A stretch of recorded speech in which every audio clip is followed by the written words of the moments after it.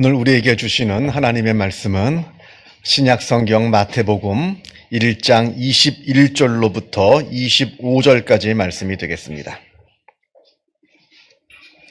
신약성경 2면에 있습니다.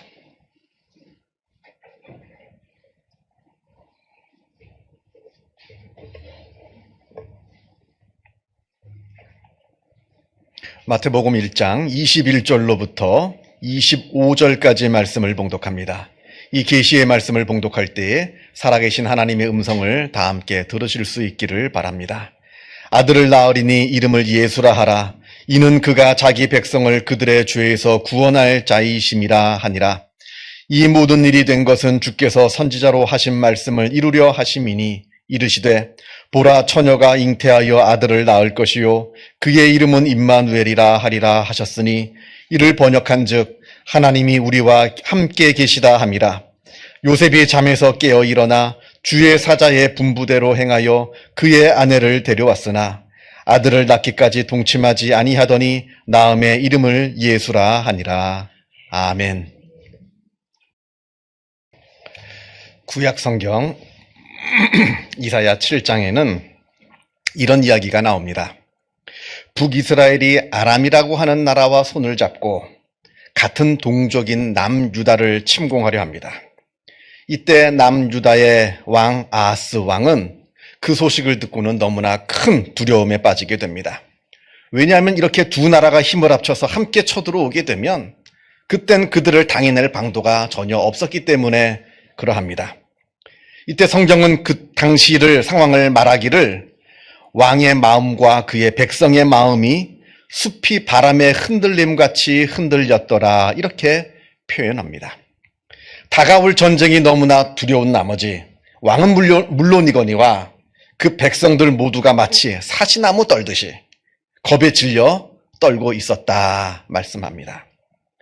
이때 하나님의 선지자 하나님께서 이사야 선지자를 아하스 왕에게 보내셔서 하나님의 말씀을 전하게 하십니다. 걱정하지 말아라. 하나님께서 함께하여 주신다 합니다. 아람도 그리고 북이스라엘도 굉장한 나라, 무서운 나라처럼 보이지만 실상은 불에 타다 남은 부직갱이에 불과하다. 불타가지고 재가 돼버린, 그래서 손만 대면 그냥 부서져 내리는 그런 불타버린 부직갱이와 같으니 그들을 두려워하지 말고 스스로 먼저 낙담하지 말아라. 오직 너희는 잠잠히 하나님을 바라보아 하나님을 믿고 의지하라 하는 이 말씀을 왕에게 주었습니다.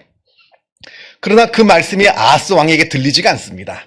이미 왕은 겁에 질려서 그 마음을 완전히 꽁꽁 닫아 놓은 상태이기 때문에 그 어떠한 말로 위로하고 격려한다 할지라도 그 말씀이 귀에 들어오질 않는 겁니다. 그냥 두려워 떨 뿐입니다. 그 모습을 보고는 이사야 선지자가 안타까워서 한 말씀을 더합니다. 믿지 못하겠거든 그럼 징표를 구하라. 저 멀리 있는 그 약속, 하나님의 구원의 약속이 믿어지지 않거든 당장 눈앞에서 볼 수 있는 당장의 징표를 구하라. 그 징표를 보면 저 멀리 있는 그 구원의 약속이 믿어질 거 아니냐. 지금 눈앞에 볼 수 있는 그 징표를 구하라. 그런데 아하스 왕은 그 징표마저 구하지 않겠다고 합니다. 내가 어떻게 하나님을 시험할 수가 있겠느냐 하는 말이죠. 여러분, 이 말을 얼핏 들으면 아하스 왕이 굉장히 믿음이 좋은 것 같아 보입니다. 징표를 구하라니까 내가 어떻게 하나님을 의심할 수 있겠습니까? 내가 어떻게 하나님을 시험할 수 있겠습니까? 나는 그 징표를 구하지 않겠습니다. 아주 굉장한 믿음을 갖고 있는 것처럼 보입니다만 실상은 그 반대입니다. 하나님을 믿기 때문에 징표를 구하지 않겠다는 것이 아니라 하나님을 도무지 믿을 수가 없기 때문에 그 징표마저도 구하지 못하겠다는 겁니다. 자, 그러자 이번에 이사야 선지자는 그에게 징표를 구하지 않겠다고 고집을 부리고 있는 그 아하스 왕에게 아주 일방적으로 그 징표를 말해줍니다. 보라 처녀가 아들을 낳을 것이요 그의 이름을 임마누엘이라 하리라. 여기서 임마누엘이라 한다는 뜻은 하나님께서 우리와 함께하여 주신다 하는 뜻입니다. 그러니까 처녀가 하나님께서 우리와 함께하여 주신다라고 하는 이름을 가진 아기를 낳게 될 것이다 라고 하는 겁니다. 겁에 질려서 아무 징표도 구하지 않겠다는 아하스 왕에게 그냥 일방적으로 하나님의 말씀을 선포하여 버립니다. 여러분, 하나님의 말씀이라고 하는 것이요, 듣지 않겠다고 해서 안 들을 수 있는 것도 아니고요, 또 반대로 듣고 싶다고 해서 들을 수 있는 것도 아닙니다. 그냥 하나님께서 일방적으로 우리에게 주시는 것이 바로 하나님의 말씀인 겁니다. 그 말씀이 우리에게 다가옵니다. 내가 듣고 싶던 듣고 싶지 않던 상관없이 하나님께서 우리에게 말씀을 주십니다. 그때 우리가 그 말씀을 들은 우리는 예하고 순종할 것이냐, 아니요, 저는 못하겠습니다 하면서 거절할 것이냐, 이 둘만 우리에게 선택의 여지가 있는 것이지, 그 말씀을 우리가 마음대로 듣겠다 안 듣겠다 하는 게 아닙니다.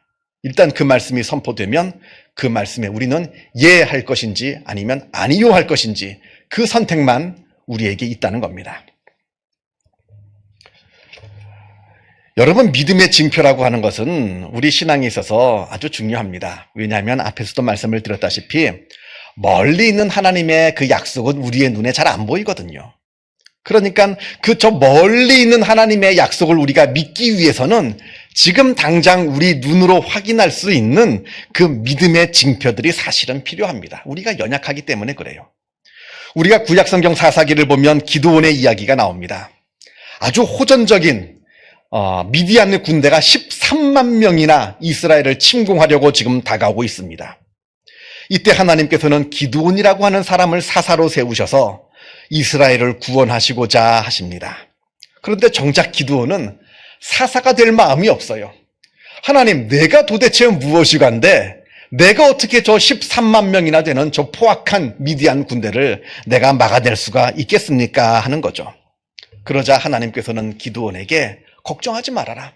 내가 할 테니 너는 단지 순종하고 따라오기만 하거라. 이렇게 하나님께서 기드온에게 이야기를 해 주십니다. 그러자 기드온이 그 말씀을 듣고 하나님께 드리는 말씀이, 내가 여기 양털 한 뭉치를 가지고 이걸 마당에 내놓을 테니까 밤새 이슬이 내리는데 다른 땅에는 이슬이 하나도 내리지 않고 여기 있는 이 양털에만 이슬이 내리게 해주세요. 그러면 하나님께서 나와 함께 하신다는 것을 내가 믿겠습니다 합니다. 그러자 합니다, 하나님께서.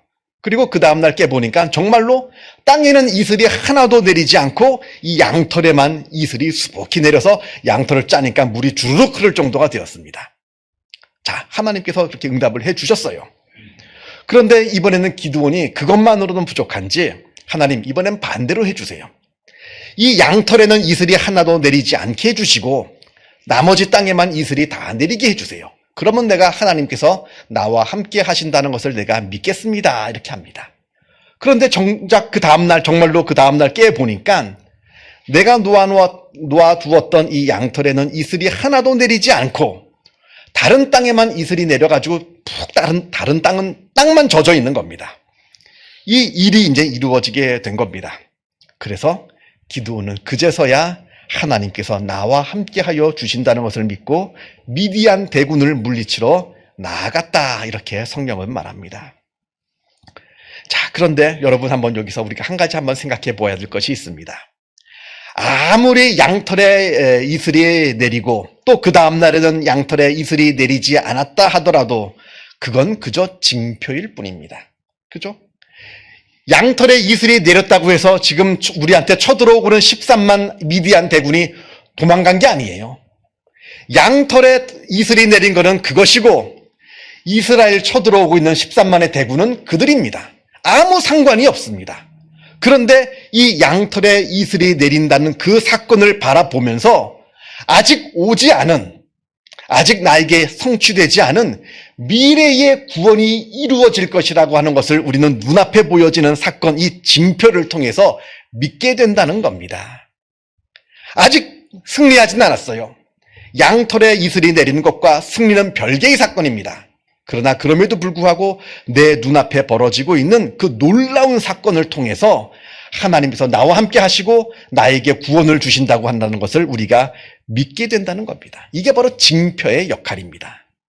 그래서 우리 주변에 있는 이런 작고 크고 작은 징표들, 우리가 눈으로 확인할 수 있는 징표들이 사실 우리에게 필요해요. 예를 들면 기도 응답 받는 거.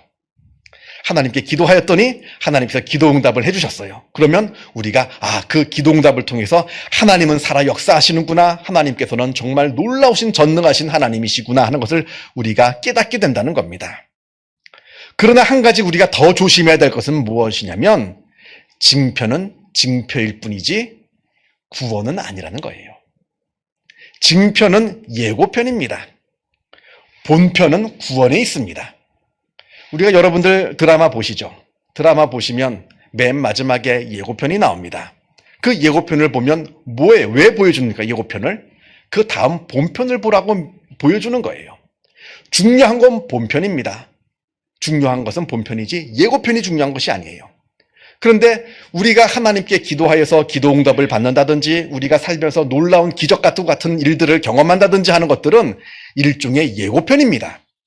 진짜 중요한 것은 하나님께서 주시는 구원이에요. 이게 본편입니다.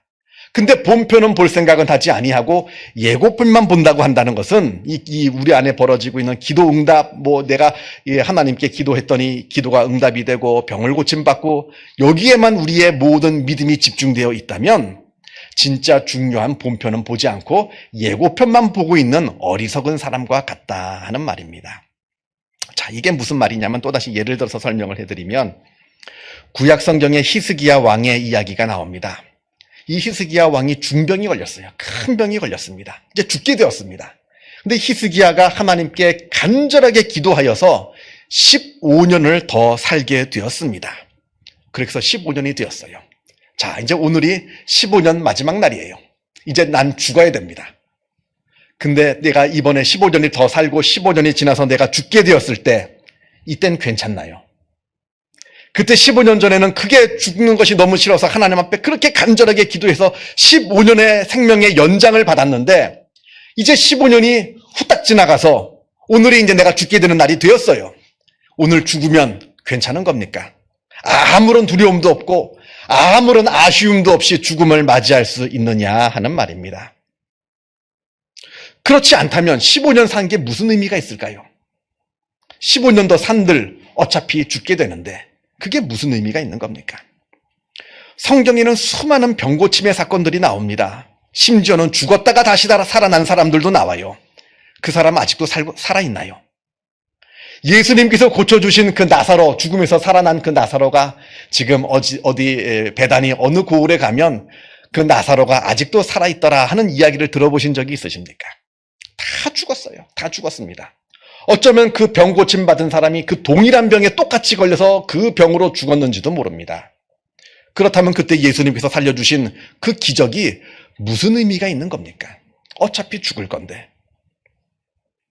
그것이 의미가 되기 위해서는 그때 내가 과거에 병 고침 받은 것, 내 과거에 하나님께서 기적적으로 나를 치유해 주신 것, 이게 의미가 있게 되기 위해서라면 서는 그것이 바로 아직 우리에게 임하지 않은, 보이지 않는 저 커다란 구원을 이야기해 주는 작은 징표일 때만이 의미가 있는 겁니다. 아직 오지 않은 그 구원을 내가 미리 내 병고침을 통해서 내 기도가 응답이 됨으로 말미암아 여러 가지 많은 기적적인 사건으로 말미암아 그것을 미리 맛보는 겁니다. 미리 경험하는 겁니다.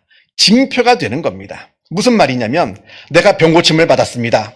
그 병고침을 통해서 내가 하나님을 만납니다. 정말 하나님은 살아 계시는구나. 하나님은 정말로 전능하신 하나님이시구나. 내 병고침을 받은 그 사건을 통해서 그 하나님을 만나야 내 병고침의 사건이 의미가 있다는 겁니다. 내가 하나님께 간절하게 기도를 했어요. 기도 응답을 받았어요. 그러나 그 기도 응답의 의미가 있기 위해서라면 그 기도 응답을 통해서 살아 역사하시는 하나님을 만나야 되는 겁니다. 그렇지 않으면 그냥 우연히 지나가는 일종의 지나가는 사건이 되고 말아요. 아, 재수가 좋았나 보다. 아니면 우연히 이런 사건이 벌어지고 말았구나. 또다시 그 똑같은 어려움이 나에게 다가올 때 또다시 우리는 똑같이 두려워하고 괴로워할 수밖에 없다는 겁니다. 히스기야 왕이 15년 전에 하나님께 기도하여서 병고침을 받고 15년의 삶을 살게 되었을 때 그는 분명 하나님을 만났을 겁니다. 그래서 15년이 지난 다음에 다시 죽음의 자리에 이르렀을 때 물론 아쉽고 물론 두렵겠죠. 그러나 15년 전에 그 마음은 아닐 겁니다. 분명히 하나님을 만났거든요. 전능하신 하나님을 만났습니다. 하나님께서 나에게 구원을 주신다는 것을 경험했습니다. 그럴 때 15년이 지난 그때 죽음 앞에 서 있는 히스기야의 마음은 담대한 마음으로 그 죽음의 문턱을 넘어서 천국으로 들어가게 되었을 것이라 하는 겁니다. 여러분, 우리가 살면서 크고 작은 일들이 우리 주변에 벌어집니다. 그 크고 작은 그 모든 사건들이 하나님의 구원의 사건으로 우리에게 다가와야 되는 거예요. 예를 들어서 내가 병고침을 받았습니다. 이건 단순히 병고침을 받은 사건이 아닙니다. 내가 전능하신 하나님을 만나는 하나님의 사건이 되어야 합니다. 내가 기도하면서 시험을 보았는데 시험에 합격했어요. 좋은 성적이 나왔습니다. 이거는 그 사건으로 끝나는 것이 아니라 그렇게 하나님께 기도하여서 내가 하나님을 만나 하나님의 전능하심을 경험하는 사건이 되어야 한다는 겁니다. 모든 사건들이 다 그런 거예요. 그렇지 않고 그냥 우연히 지나가는 사건으로 지나가 버리면 똑같은 어려움이 나에게 다가올 때 나는 여전히 두려워 떠는 연약한 존재가 되고 만다는 겁니다. 그러나 그때 그 하나님을 만나는 그 하나님의 사건이 될 때 우리는 그 다음에 벌어지게 되는 그 어떠한 사건을 만나더라 할지라도 두려움 없이 우리의 인생을 힘있게 살아가는 놀라운 역사가 이루어지게 한다 하는 겁니다.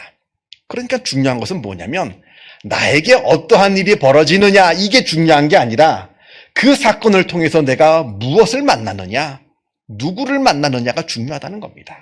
하나님을 만나는 그 사건이 되어야 한다 하는 겁니다. 자, 오늘 본문으로 와서요. 오늘 본문 일명 수태고지라 부르는 그러한 말씀입니다. 하나님의 천사가 아직 결혼도 하지 않은 마리아에게 나타나서 아들을 낳으리니 이름을 예수라 하라 이렇게 말씀하시면서 그가 자기 백성을 그들의 죄에서 구원할 자이심이라 이렇게 말을 합니다. 그러면서 우리가 앞에서 제가 설교 앞부분에서 보았던 이사야 7장의 말씀을 인용하면서 말하기를 보라 처녀가 잉태하여 아들을 낳을 것이요 그의 이름은 임마누엘이라 하리라 이 말씀을 마리아에게 줍니다. 700년 전 아하스 왕에게 준 그 하나님께서 우리와 함께하여 주신다 하는 그 임마누엘의 징표가 지금 마리아가 낳게 될 아기 예수를 통해서 완전히 이루어지고 성취될 것이다 하는 뜻입니다. 이 이야기는 무슨 얘기냐면 구약 성경으로부터 많은 사건들이 나옵니다. 전쟁에서 승리하기도 하고 병든 자가 고침을 받기도 하고 심지어 죽은 사람이 다시 살아나기도 하고 하는 그 엄청난 사건들이 다 이루어지고 있는데 그 사건들의 초점은 어디에 있냐면 그 목적지는 바로 예수 그리스도의 사건에 있다는 겁니다. 예수 그리스도의 구원에 있다는 거예요. 아무리 전쟁에 승리한들 뭐합니까? 내가 구원받지 못하는데. 아무리 병에서 고침받으면 뭐합니까? 내가 구원받지 못하는데. 내가 아무리 세상에서 시험에 합격하고 출세한들 뭐합니까? 내가 구원받지 못하는데. 우리가 이 세상에서 누릴 수 있는 가장 귀하고 복된 은혜가 바로 예수님께서 우리에게 주시는 바로 구원의 사건이라는 겁니다.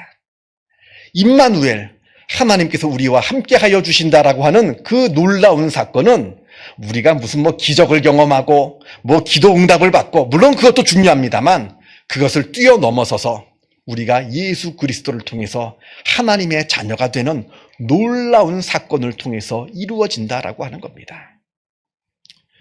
우리가 다 하나님을 믿고 신앙생활을 하기 때문에 이 자리에 모였습니다. 그런데 제가 여러분에게 한 가지 묻고 싶은 것이 있습니다. 여러분의 신앙의 목적이 무엇입니까? 어떤 사람들은 제가 들어보니까 예전에 여러 사람들을 만나면 예수를 믿게 된 그 시작은 다 달라요. 어떤 사람은 병고침을 받기 위해서, 어떤 사람은 가난에서 벗어나고자. 저는 직접 들었습니다. 어떤 분한테 아들 낳으려고. 지금은 그런 분이 없습니다만 옛날에는 정말 아들 낳으려고 교회 나오시는 분들도 있었습니다.